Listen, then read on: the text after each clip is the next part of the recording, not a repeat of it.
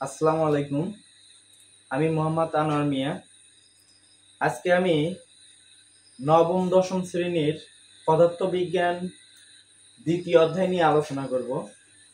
অধ্যায়ের নাম হচ্ছে গতি এবং স্থিতি। তো আমাদের এই গতি এবং স্থিতি এই চ্যাপ্টারটাকে আমরা দুই ভাগে ভাগ করব। আমরা একটা অংশে থিওরি নিয়ে আলোচনা করব এবং অপর একটা অংশে আমরা গাণিতিক যে সৃজনশীল বিষয়গুলো আছে সেই বিষয়গুলো নিয়ে আলোচনা করব।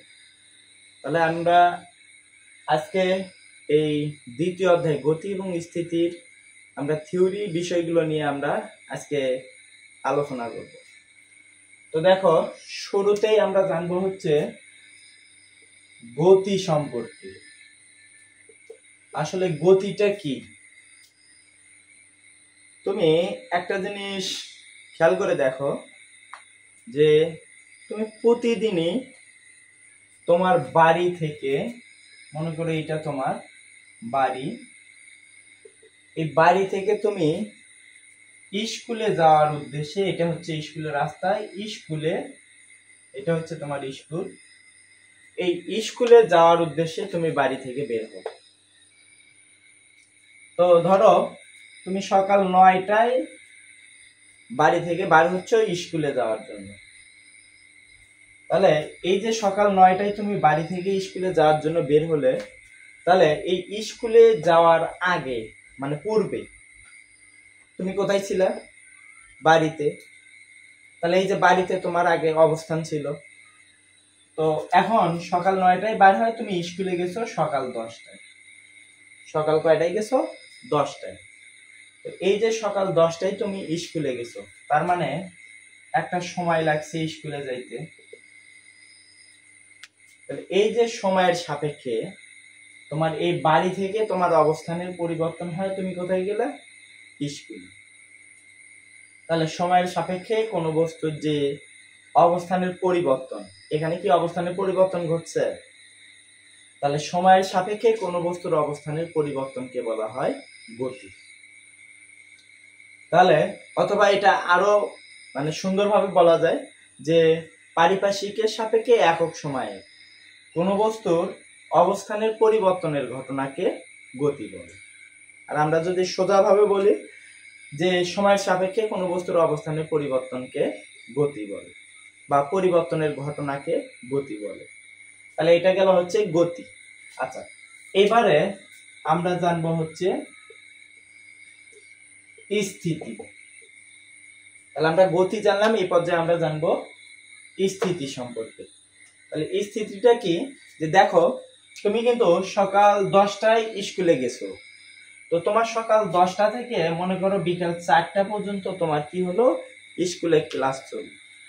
তো এই যে তুমি স্কুলে কয়টা থেকে কয়টা পর্যন্ত থাকলা? সকাল 10টা থেকে 4টা। আচ্ছা বলো তো, এই সকাল 10টা থেকে 4টে এই সময়ের মধ্যে সময় কিন্তু ব্যয় হয়েছে, সময় কিন্তু ঠিকই চলে গেছে। তো এই সময়ের মধ্যে তোমার কি অবস্থানের কোনো পরিবর্তন ঘটছে? তাহলে সময়ের মধ্যে এই যে 10টা থেকে 4টায় তুমি স্কুলে থাকবে, মানে স্কুলের বাউন্ডারির মধ্যে, এর বাইরে কিন্তু তুমি যাইতে পারো না। তার মানে তোমার অবস্থান কোথায় ছিল? স্কুলে ছিল। তাহলে সময় গেছে, তাহলে এই সময়ের সাপেক্ষে তোমার কি অবস্থানের পরিবর্তন হয়েছে? না। তাহলে সময়ের সাপেক্ষে কোনো বস্তুর অবস্থান অপরিবর্তিত থাকা, এই অপরিবর্তিত থাকার ঘটনাকে বলা হয় স্থিতি। তাহলে সময়ের সাপেক্ষে কোনো বস্তুর অবস্থান অপরিবর্তিত থাকাকে বলা হয় স্থিতি। তাহলে আমরা জানলাম হচ্ছে গতি, আর একটা জানলাম স্থিতি। এবারে আমরা জানবো প্রসঙ্গ কাঠামো। প্রসঙ্গ কাঠামো। তাহলে এই প্রসঙ্গ কাঠামোটা আসলে কি? দেখো, তুমি যে বললা যে এই যে বাড়ি থেকে একজন স্কুলে যাচ্ছে, অথবা ধরো এইটা একটা বৃত্তাকার ট্রাক, এই পথে একজন দৌড়বিদ সে কি করছে? এই বৃত্তাকার ট্রাকে এইভাবে দৌড়াচ্ছে, ঠিক আছে? তো এ কিন্তু এই জায়গা থেকে, ধরো এটা হচ্ছে এ স্থান, এই জায়গা থেকে এই পথে বৃত্তাকার পথে বারবার দৌড়াচ্ছে। তো এখন এর মাঝখানে, বৃত্তাকার ট্রাকের মাঝখানে একজন ওর ফ্রেন্ড দাঁড়িয়ে আছে। তো সে দেখিচ্ছে যে নির্দিষ্ট সময়, অর্থাৎ সময় যাচ্ছে, একটা সময় পর পর তার কি হচ্ছে, সে এখানে ছিল, এখান থেকে তার অবস্থান আসছে এই জায়গায়। তার মানে সময়ের সাপেক্ষে তার কি হচ্ছে, অবস্থানের কি হচ্ছে, পরিবর্তন হচ্ছে। এটা কে দেখিচ্ছে? এই যে মাঝখানে যে দাঁড়িয়ে ছিল। তার মানে এই যে মাঝখানে যে দাঁড়িয়ে আছে, একে সাপেক্ষ ধরে কি করলাম, এই স্থিতিতে আছে না গতিতে আছে সে বিষয়টা আমরা জানি। যদি দেখে যে এ হচ্ছে এখানেই আছে, মানে এর অবস্থানের পরিবর্তন যদি না হয়, তাহলে এ মনে করবে এ কি স্থির। তাহলে সেটা কে দেখলো? এই মাঝখানে যে ফ্রেন্ড বসে আছে বা দাঁড়িয়ে আছে, এ দেখলো যে হচ্ছে স্থির। কিন্তু আবার এ যখন সময়ের সাপেক্ষে এই জায়গায় আসবে, তার মানে এই জায়গা থেকে অবস্থানের পরিবর্তন হয়েছে। এটা কে দেখলো? এই মাঝখানে যে দাঁড়িয়ে ছিল সেই দেখলো। তার মানে এ স্থিতিতে আছে না গতিতে আছে। তো এইটা নির্ণয়ের জন্য যে কোনো একটা কাঠামো দরকার, কাউকে সাপেক্ষ ধরে কোনো বস্তুর স্থিতি বা গতি নির্ণয় করা দরকার। তো এই যে যার সাপেক্ষে, তাহলে যার সাপেক্ষে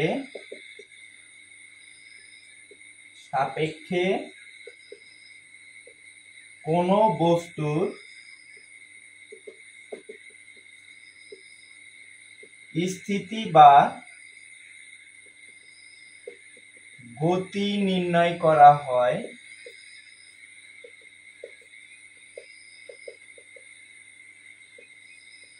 তাকে প্রসঙ্গ কাঠামো বলে। অর্থাৎ যার সাপেক্ষে কোনো বস্তুর স্থিতি বা গতি নির্ণয় করা হবে তাকে বলা হবে প্রসঙ্গ কাঠামো। একে আরো নানান ভাবে বলা যেতে পারে। একে প্রসঙ্গ কাঠামো বলা যেতে পারে, একে প্রসঙ্গ বিন্দু বলা যেতে পারে, একে মূল বিন্দু বলা যেতে পারে। তাহলে এই প্রসঙ্গ কাঠামোকেই আমরা নানান ভাবে কি করতে পারি, সংজ্ঞায়িত করতে পারি। প্রসঙ্গ কাঠামো, প্রসঙ্গ বিন্দু বা মূল বিন্দু। তাহলে প্রসঙ্গ কাঠামোটা কি, যে এই যার সাপেক্ষে বা যে কাঠামোর সাপেক্ষে কোনো বস্তুর স্থিতি বা গতি নির্ণয় করা যাবে তাকে বলা হচ্ছে প্রসঙ্গ কাঠামো। এটাকে যদি বলা হয় যে প্রসঙ্গ বিন্দু কি বা কাকে বলে, যে বিন্দুর সাপেক্ষে কোনো বস্তুর স্থিতি বা গতি নির্ণয় করা যাবে তাকে বলা হবে প্রসঙ্গ বিন্দু। তাহলে আমরা জানলাম গতি, স্থিতি, প্রসঙ্গ কাঠামো। এবারে দেখো, এবারে আমরা একটু জানবো পরম গতি সম্পর্কে। পরম গতি, তাহলে পরম গতিটা কি? আমি এই যে একটু আগে যে কাঠামোটার কথা বললাম, যে মাঝখানে একজন দাঁড়িয়ে ছিল, তো এই মাঝখানে যে দাঁড়িয়ে ছিল এর সাপেক্ষে আমরা দেখলাম কি, যে এখানে একজন ব্যক্তি দৌড়াচ্ছে, ঠিক আছে, এই পথে দৌড়াচ্ছে। তো এই যে মাঝখানে যে দাঁড়িয়ে ছিল এ কিন্তু এর সাপেক্ষে এ হচ্ছে স্থিতি বা গতি, এটা কিন্তু আমরা নির্ণয় করলাম। বা ধরো আমি এখানে দাঁড়িয়ে আছি, আমি দেখতেছি যে আমার সামনে দিয়ে একজন কি করতেছে, দৌড়ে তার অবস্থানে পরিবর্তন করতেছে। তার মানে আমি কিন্তু দেখতেছি যে আসলে আমি বুঝতেছি ও গতি, এবং আমি দেখতেছি যে এখানে গাছ গছালি সবকিছু কি হচ্ছে, দাঁড়িয়ে আছে, সময় যাচ্ছে কিন্তু গাছ গছালি কি হচ্ছে না, অবস্থানে পরিবর্তন করছে না। তার মানে আমি বুঝতেছি, তার মানে আমাকে কেন্দ্র করে আমি কি করলাম, কোন বস্তুর কি নির্ণয় করলাম, স্থিতি নির্ণয় করলাম, গতি নির্ণয় করলাম। তো এখন এই যে যার সাপেক্ষে কোনো বস্তুর স্থিতি বা গতি নির্ণয় করা হলো সেটাকে কি বলা হলো, প্রসঙ্গ কাঠামো। তো এই প্রসঙ্গ কাঠামোটা যদি পরম স্থিতিতে থাকে, কিসে থাকবে, পরম স্থিতিতে, তাহলে এই প্রসঙ্গ কাঠামোটা যদি পরম স্থিতিতে থাকে তাহলে সেই কাঠামোটার নাম হচ্ছে পরম স্থিতিশীল প্রসঙ্গ কাঠামো।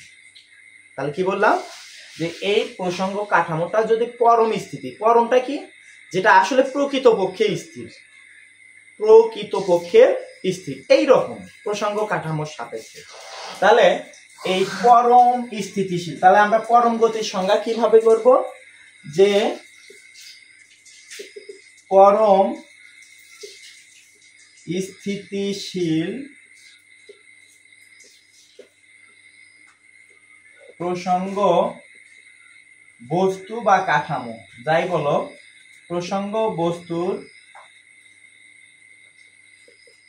সাপেক্ষে কোনো বস্তুর গতিকে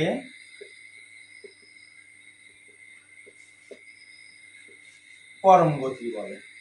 তাহলে আমরা লিখলাম কি পরম গতি, যে এই প্রসঙ্গ কাঠামোটা যখন পরম স্থিতিশীল ছিল, তাহলে সেই পরম স্থিতিশীল প্রসঙ্গ বস্তুর সাপেক্ষে কোনো বস্তুর যদি আমরা গতি নির্ণয় করি, তাহলে সেই গতিকে বলা হবে পরম গতি। তাহলে আমরা জানলাম যে পরম গতি।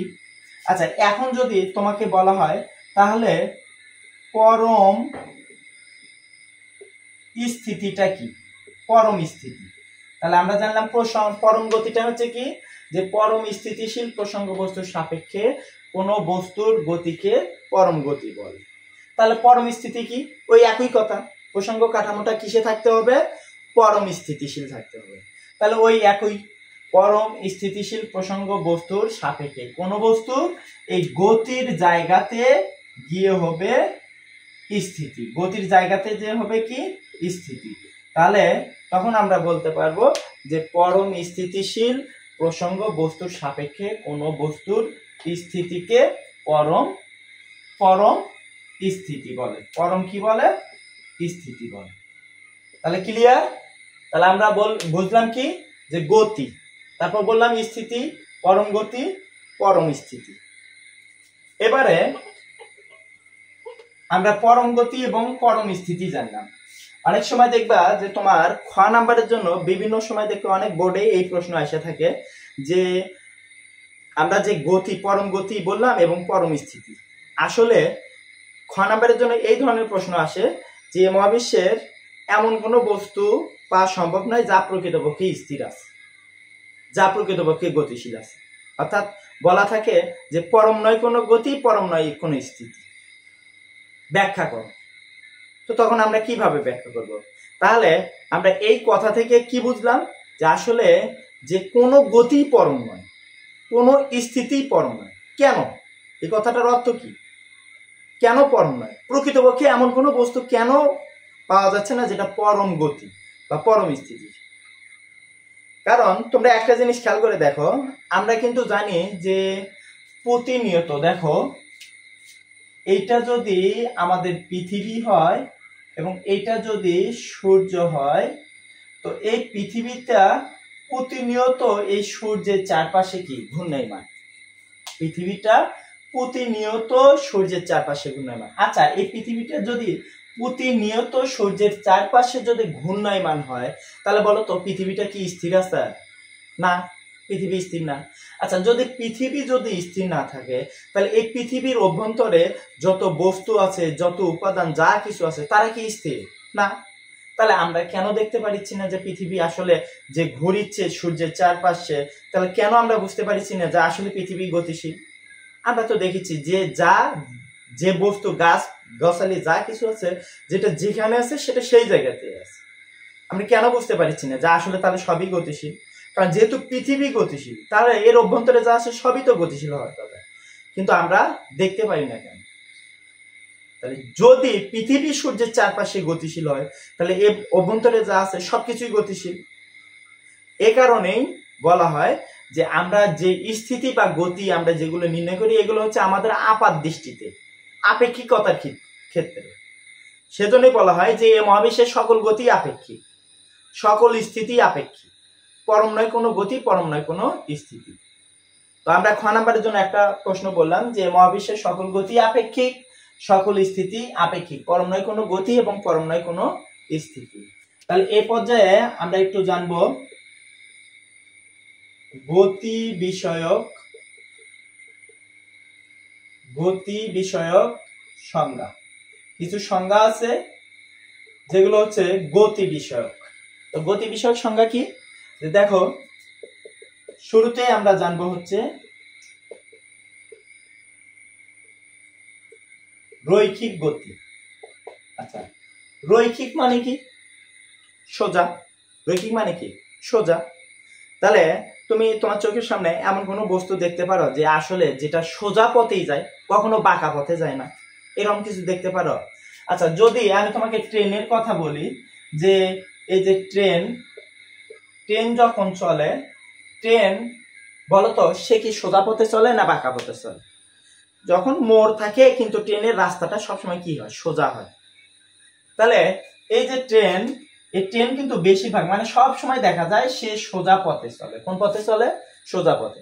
অথবা ধরো এইটা হচ্ছে তোমার একটা বাড়ির রাস্তা, এই রাস্তা থেকে অপর একটা মানে রাস্তা আছে, যে দুইটা রাস্তা এই দিকে দুই দিকে গেছে। তো এখন এখান থেকে এইটুকু একেবারে সোজা। তো তুমি এই পথে একটা গাড়ি নিয়ে যাবা, এই পথে একটা গাড়ি নিয়ে যাবা, সেই গাড়িটা কি যাকে এইদিকে বাঁকা করবা নাকি তোমাকে সোজা পথে যাইতে হবে? তাহলে অবশ্যই তোমাকে কি সোজা পথে যাইতে হবে।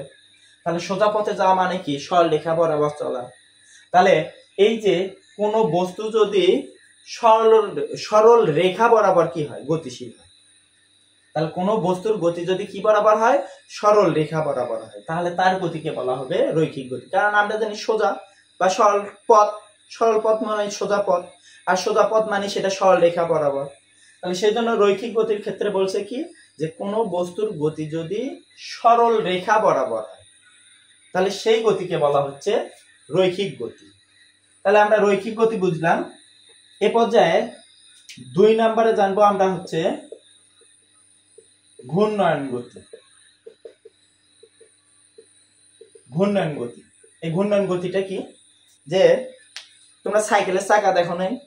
আচ্ছা, সাইকেলের চাকা সে দেখো তো, সাইকেল বা গাড়ি বা ফ্যান এগুলো কেমন ভাবে ঘোরে? এগুলো দেখা যায় কি বৃত্তাকার পথে ঘোরে। কেমন ভাবে? বৃত্তাকার পথে। যেমন সাইকেলের চাকা, ধরো সাইকেল, এটা হচ্ছে সাইকেল, এই সাইকেলের হচ্ছে চাকা। তাহলে এই যে সাইকেলের চাকা, এই সাইকেলের চাকা দেখবা, এই সাইকেলের চাকাগুলো সেগুলো সবসময় কি যখন ঘুরবে তখন তুমি খেয়াল করবা যে এগুলো হচ্ছে কি একটা বৃত্তাকার পথে, গোলাকার পথে ঘুরছে। গোলাকার মানে কি? বৃত্তাকার। বা ফ্যান সে কিভাবে ঘুরছে? বৃত্তাকার পথে ঘুরছে। তাহলে এই যে কোনো বস্তুর গতি যদি বৃত্তাকার পথে ঘূর্ণনশীল, কোন পথে? বৃত্তাকার পথে ঘূর্ণনশীল, তাহলে তার গতিকে বলা হবে ঘূর্ণন গতি। তাহলে আমি বললাম রৈখিক গতি, কোনো বস্তুর গতি সরল রেখা বরাবর হলে সেটা রৈখিক গতি। ঘূর্ণন গতি, কোনো বস্তুর গতি যদি বৃত্তাকার পথে ঘূর্ণনশীল হয় তার গতিকে বলা হবে ঘূর্ণন গতি। তাহলে তোমাকে যদি বলা হয় যে ফ্যানের পাখার গতি কোন গতি? ঘূর্ণন গতি। তোমাকে যদি বলা হয় গাড়ির চাকা সে বৃত্তাকার পথে ঘুরছে, সেটা কোন গতি?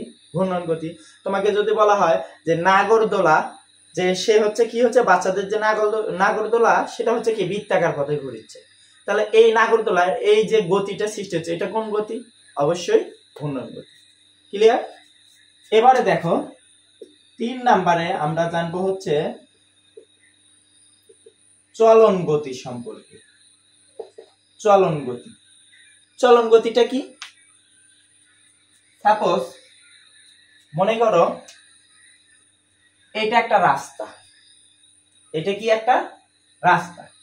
তো এই রাস্তাতে এখান থেকে রনি নামক ছেলে সেই রাস্তার এই মাথা থেকে দৌড়ে এই মাথায় আসলো। তো যেখানে রাস্তার এই মাথা থেকে এই মাথা পর্যন্ত দূরত্ব ছিল হচ্ছে 4 কিলোমিটার। কয় কিলোমিটার ছিল? 4 কিলোমিটার।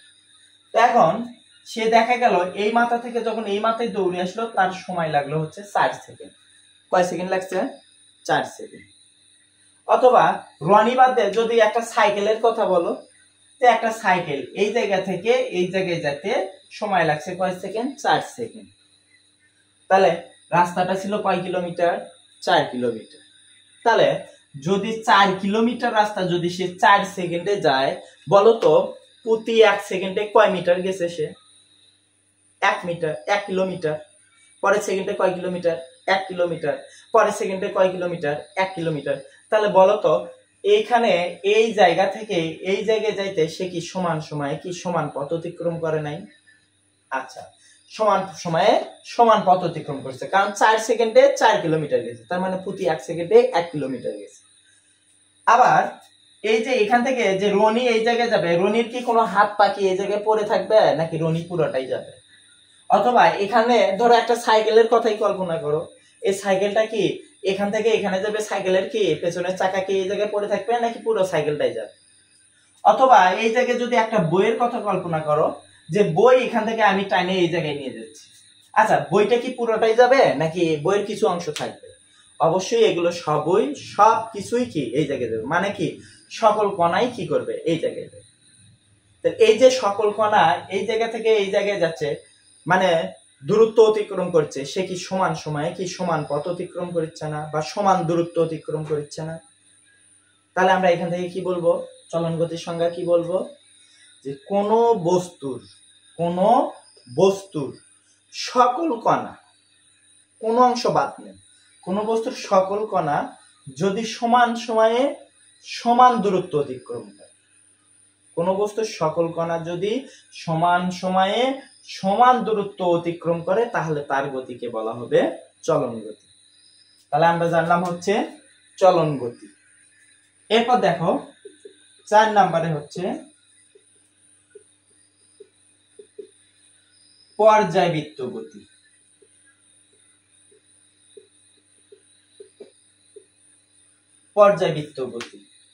পর্যায়বৃত্ত গতিটা কি, দেখো আমরা কিন্তু প্রত্যেকেই দেয়াল ঘড়ি চিনি না? আচ্ছা, তাহলে মনে করো যে এটা একটা দেয়াল ঘড়ি, এই দেয়াল ঘড়ির এইটা হচ্ছে 12টার পয়েন্ট, 12টার বিন্দু বা 12টা কাটা। তো এইটা হচ্ছে দেখো এই জায়গা থেকে এইটা হচ্ছে সেকেন্ডের কাটা, এই কাটাটা হচ্ছে কিসের কাটা, সেকেন্ডের কাটা।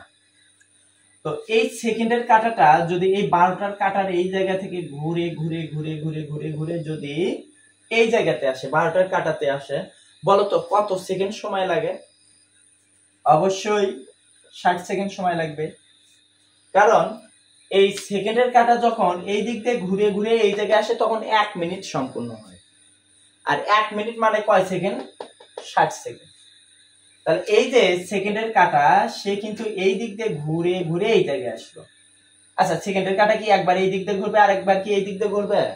না, এই সেকেন্ডের কাটা কিন্তু সব সময় একই দিক দিয়ে ঘুরবে। আচ্ছা, একই দিক দিয়ে ঘুরবে তার মানে কি দিক একই। তারপর হচ্ছে কি, দেখো কত সেকেন্ড পর পর এই 12টার বিন্দুকে অতিক্রম করবে, 60 সেকেন্ড পর পর। কোন বিন্দুকে? এই 12টার বিন্দু। তার মানে একটা নির্দিষ্ট বিন্দুকে কি করছে, একটা নির্দিষ্ট সময় পর পর একই দিক থেকে কি করছে, অতিক্রম করছে। তাহলে দেখো আমরা পর্যায়বৃত্ত গতির সংজ্ঞা কি বলবো, যে কোন বস্তু যদি, এই যে কাটাটা একটা বস্তু, কোন বস্তু যদি কোন নির্দিষ্ট বিন্দুকে, এই যে 12টার বিন্দু এটা নির্দিষ্ট বিন্দু, তাহলে কোন নির্দিষ্ট বিন্দুকে নির্দিষ্ট সময় পর পর যদি একই দিক থেকে অতিক্রম করে, তাহলে তার গতিকে, এই যে ঘড়ির কাঁটার এই গতিকে বলা হবে পর্যায়বৃত্ত গতি।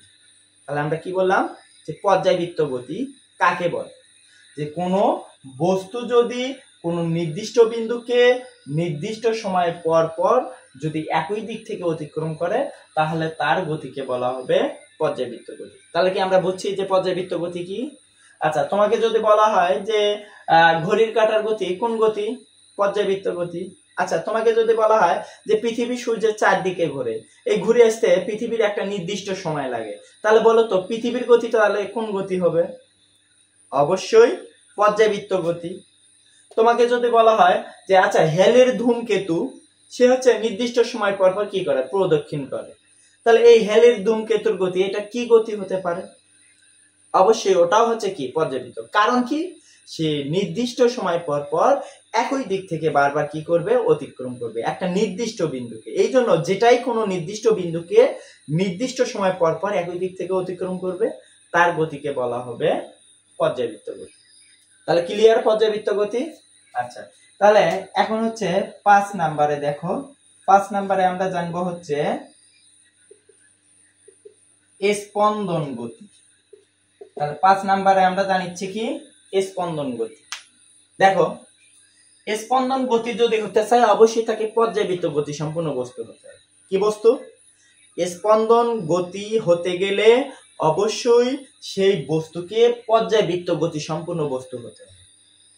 কেন? দেখো এটাই হচ্ছে 12টার কাঁটা, তো এই 12টার কাঁটা, আচ্ছা এই সেকেন্ডের কাঁটা ঘুরে ঘুরে ঘুরে ঘুরে যদি এই জায়গায় আসে, ধরো একেবারে মাঝ বরাবর, এই সেকেন্ডের কাঁটাটা মাঝ বরাবর আসে, মানে 6টার কাঁটায়, তাহলে মোট সময় ছিল কত সেকেন্ড? 60 সেকেন্ড। আচ্ছা, এই যে সেকেন্ডের কাটা এ কি একটা পূর্ণ পর্যায়, একবার যদি ঘুরে এই দিক দিয়ে ঘুরে ঘুরে যদি এই জায়গায় আসে তাহলে কি সে কি একটি পূর্ণ পর্যায় সম্পূর্ণ করলো না? কয়টি পূর্ণ পর্যায় সম্পূর্ণ করে? একটি পূর্ণ পর্যায় সম্পন্ন করে। তাহলে আমরা কিন্তু জানি যে কোন বস্তু যদি একটি পূর্ণ পর্যায় সম্পন্ন করে তাহলে এই একটি পূর্ণ পর্যায় সম্পূর্ণ করতে কোন বস্তুর যে সময় লাগে, কত সময় লাগছে? 60 সেকেন্ড। তাহলে সেই সময়কে ওই বস্তুটার বলা হয় পর্যায়কাল। সেই বস্তুকে বলা হয় হচ্ছে পর্যায়কাল। তাহলে পর্যায়কালটা কি? যে কোন বস্তুর একটি পূর্ণ পর্যায় সম্পূর্ণ করতে যে সময় লাগে তাকে বলা হয় ওই বস্তুর কি? পর্যায়কাল। বা একটা পূর্ণ পর্যায় সম্পূর্ণ করতে যে সময় লাগে তাকে পর্যায়কাল বলে। আচ্ছা, তো এখন এটা ছিল পর্যায়বৃত্ত গতি, এই ঘড়ির কাঁটার গতি এ ছিল পর্যায়বৃত্ত গতি সম্পূর্ণ বস্তু। আচ্ছা, এই কাঁটাটা যদি 12টার কাঁটা থেকে ঘুরে ঘুরে যদি এই জায়গায় আসে, বলো তো এখান থেকে এই জায়গায় আসতে কয় সেকেন্ড লাগবে? 30 সেকেন্ড। আচ্ছা, এখন এই জায়গায় আছে 6টা কাঁটা। আচ্ছা, পরের 30 সেকেন্ডে এই কাঁটাটা, এই সেকেন্ডের কাঁটাটা আবার ঘুরে কি এই জায়গায় আসছে না? আসছে কি? আচ্ছা, যদি আসে দেখো মোট পর্যায়কাল কত ছিল? 60 সেকেন্ড। কত ছিল? 60 সেকেন্ড। এই পর্যায়কালের অর্ধেক সময় কোথায় আছে? 6টার কাঁটায়। আচ্ছা, পরের অর্ধেক সময় কোথায় আছে? 12টার কাঁটায়। তার মানে খেয়াল করে দেখো তো, এ হচ্ছে পর্যায়বৃত্ত গতি সম্পূর্ণ বস্তু। সেই পর্যায়কালের এই যে পর্যায়কাল, এই পর্যায়কালের অর্ধেক সময় কোন দিকে আছে? এই দিকে, মানে যে দিকে আছে। বাকি অর্ধেক সময় একই পথে তার কোন দিকে আছে বলো তো? তার বিপরীত দিকে না? আচ্ছা, তাহলে বিপরীত দিকে আছে। তাহলে এখন এই ক্ষেত্রে তাহলে আমরা স্পন্দন গতির সংজ্ঞা কি বলতে পারি? যে পর্যায়বৃত্ত গতি সম্পূর্ণ কোন বস্তু, এই যে পর্যায়বৃত্ত গতি সম্পূর্ণ কোন বস্তু যদি পর্যায়কালের, এই যে পর্যায়কাল কত? 60 সেকেন্ড। তাহলে পর্যায়কালের অর্ধেক সময় মানে 30 সেকেন্ড, তাহলে অর্ধেক সময় যে দিকে রয়েছে, বাকি অর্ধেক সময়, এই যে বাকি অর্ধেক সময় পরে 30 সেকেন্ড, তাহলে বাকি অর্ধেক সময় যদি একই পথ কিন্তু একটাই, একই পথে তার কোন দিকে অবস্থান করে? বিপরীত দিকে অবস্থান করে, তাহলে তার গতিকে বলা হবে স্পন্দন গতি। তাহলে কি বুঝতে পারছো যে স্পন্দন গতি কাকে বলে? এই জন্যই বলা হয় যে স্পন্দন গতি হতে গেলে অবশ্যই পর্যায়বৃত্ত গতি সম্পূর্ণ বস্তু হতে হবে। যেমন স্প্রিং কে যদি আমরা সংকোচন, একটা মনে করো স্প্রিং আছে, এই যে এটা একটা স্প্রিং, তো এই স্প্রিংটাকে যদি আমরা টেনে যদি ছেড়ে দেই দেখবা একবার উপরের দিকে গেছে একবার নিচের দিকে এসেছে, মানে একবার সংকোচন হবে আর একবার প্রসারণ হবে, মানে একবার এই দিকে যাবে একবার এই দিকে। এই স্প্রিং এর সংকোচন প্রসারণ, এটা একটা হচ্ছে স্পন্দন গতি। বোঝা গেছে কি? তাহলে আমরা জানলাম যে রৈখিক গতি কি? রৈখিক গতি হচ্ছে কি? সোজা রাস্তায় মানে সরল পথে কোনো বস্তুর গতি, সেটা রৈখিক। ঘূর্ণন গতি কি? বৃত্তাকার পথে কোনো বস্তু যদি ঘূর্ণনশীল হয় তাহলে সেটা হচ্ছে ঘূর্ণন গতি। চলন গতি কি? কোনো বস্তুর সকল কণা যদি সমান সময়ে সমান পথ অতিক্রম করে বা দূরত্ব অতিক্রম করে তার গতিকে বলা হচ্ছে চলন গতি। আবার যদি বলে পর্যায়বৃত্ত গতি কি? যে কোনো বস্তু ওই যে কোন নির্দিষ্ট বিন্দুকে নির্দিষ্ট সময় পর পর যদি একই দিক থেকে অতিক্রম করে তার গতিকে বলা হচ্ছে পর্যায়বৃত্ত গতি। তারপর যদি বলা হয় স্পন্দন গতি কি? যে কোন বস্তু, ওই যে পর্যায়বৃত্ত গতি সম্পূর্ণ কোন বস্তু পর্যায়কালের অর্ধেক সময় যে দিকে, বাকি অর্ধেক সময় যদি একই পথে তার বিপরীত দিকে অবস্থান করে তাহলে তার গতিকে বলা হয় হচ্ছে স্পন্দন গতি। তাহলে আমরা আজকে জানলাম যে স্পন্দন গতি। ইনশাআল্লাহ যদি আমার এই ক্লাস আপনাদের ভালো লেগে থাকে সবাই লাইক, কমেন্ট এবং সাবস্ক্রাইব করবেন। ইনশাআল্লাহ আগামীতে আমরা বাকি টপিক নিয়ে আলোচনা করব। আজকে এই পর্যন্তই, আশা করি ভালো থাকবেন, সবাই সুস্থ থাকবেন। আসসালামু আলাইকুম।